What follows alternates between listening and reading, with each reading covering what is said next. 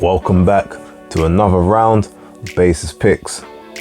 Now, let me preface this video by saying, normally you guys know I wait until after the weigh-ins to normally give my predictions, just so I can kind of see how people are looking on the scales, whether they're looking dry or drawn, or if they're looking in good health, and sometimes that will play a factor into how I predict a fight going.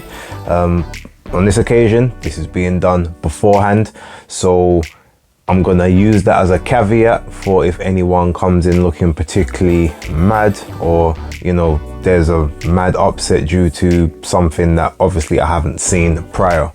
But I was gonna do two videos because there was quite a lot of fights that I was keen to speak about, but ultimately I've decided just to dwindle it down to the main ones, as I don't know if everyone was gonna really be keen to watch two separate videos. I think I know the fights most people are gonna be talking about. So with that being said, let me start off with the Friday night card. In America, Top Rank, Shakur Stevenson against Robson Conceição, and how I see that fight going. So primarily, I feel like that's gonna be one of those type of fights where both guys are usually the more, not so much negative, but the more defensive type opponents, looking for openings to strike without sort of giving up their own openings. However, in this particular fight, just due to Shakur, I don't think he's gonna necessarily respect the power that Conceição has. He's not really noted as a huge puncher, and there's not that many people that have really felt the power and backed off and, you know, stayed away. They always kind of stay up close. It's normally the boxing skills that will either win him or lose him his fights.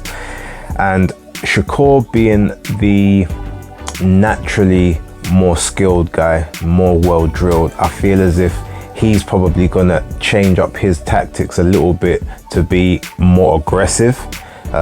He's gonna step to Conceição a lot more. He's gonna use, I feel like he's going to use angles off of the jab and then stay on the inside and stay in the pocket, and even risk getting hit a couple of times just to press the action against Conceição.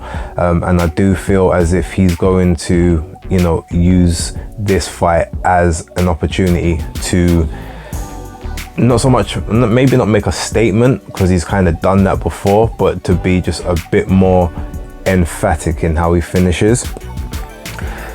That being said, I'm trying to decide if I feel like he's actually got the knockout in him for this particular fight, or maybe not even a knockout, but a stoppage. I do think that if he steps on it and presses it as much as I think he will, then I do think that there will come a stoppage at some point in this fight. So, a bit ambitiously, I'm going with Shakur Stevenson to win via stoppage in the later rounds. So I'm talking maybe like rounds 10, round 11, somewhere around there. Just applied pressure, too much sustained damage, and the referee just jumping in ultimately and sort of taking it from there.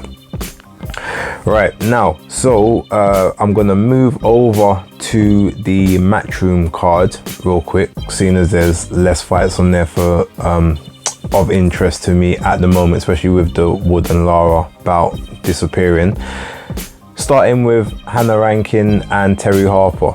Now, to me, I feel like Hannah Rankin is almost being a bit disrespected in this fight, just due to the fact, obviously, she's a naturally bigger girl, campaigned as high as 160. I think she even had about a 168 before.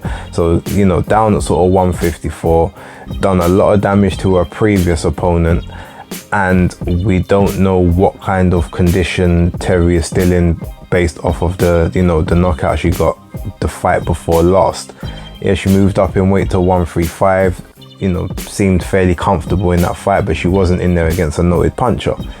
Now, Hannah Rankin isn't necessarily a noted puncher, but after what she had done to her last opponent, unfortunately, there does seem to be some power there. She's not as skilled as Terry in terms of like abilities, but she is the naturally bigger girl, the naturally more durable girl in this scenario. I mean, it took took Savannah Marshall 7 rounds to get her out of there, and I think that's the only time she's actually been stopped in her career. So she's definitely tough and she can take some punishment. The question is, will Terri Harper's superior boxing skills, in and out movement, be enough to win her this fight? Because ultimately she's gonna box and move. She's not gonna try and trade with her the same way she tried to trade with Natasha Jonas, and the way that she was trying to trade with Alicia in sort of the earlier rounds before she sort of realized, oh, okay, there is a bit of pop here. Look, all signs point to a Terri Harper, like a decision win, but I don't know. There's something in the back of my mind is telling me that Hannah Rankin might actually have this one in the bag, and she might pull something out, whether it's like a hard shot to the point where Terri is then sort of backing up off the rest of the work.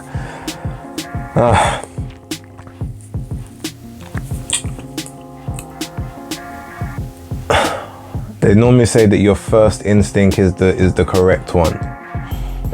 So on this occasion, by the narrowest of margins, I predict that Terri Harper will win a points decision against Hannah Rankin.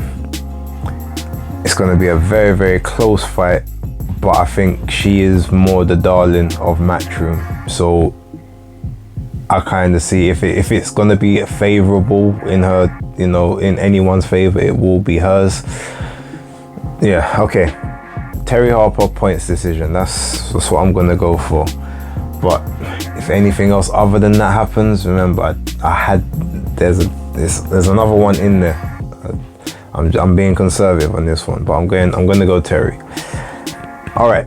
Next we got Maxie Hughes and Kid Galahad. Now this fight here, I don't think stylistically is going to be a great fight to watch. I mean, neither guy is an action guy. They're both very much like boxers, sort of, you know, and look to sort of counter the other guy, but they both move on a pure boxer type, you know. Well, okay, Galahad's more of he's a pure boxer / boxer puncher.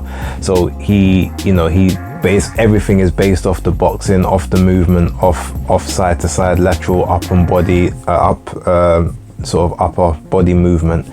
So I'm not really sure how this one plays out in terms of their abilities. I mean, Maxie's a slightly bigger guy, from 130 going up to 135. For Galahad was 126 going up to 135 for this.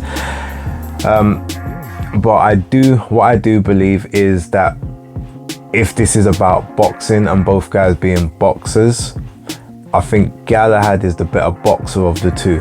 And at 135, I definitely think he's not going to be weight drawn or suffering at the weight. Maybe 130 might have been a bit better, but ultimately I think he's going to be able to carry those 9 pounds quite well. And I think he's going to box to a points decision on this. So I am going to go with Kid Galahad, unanimous points decision.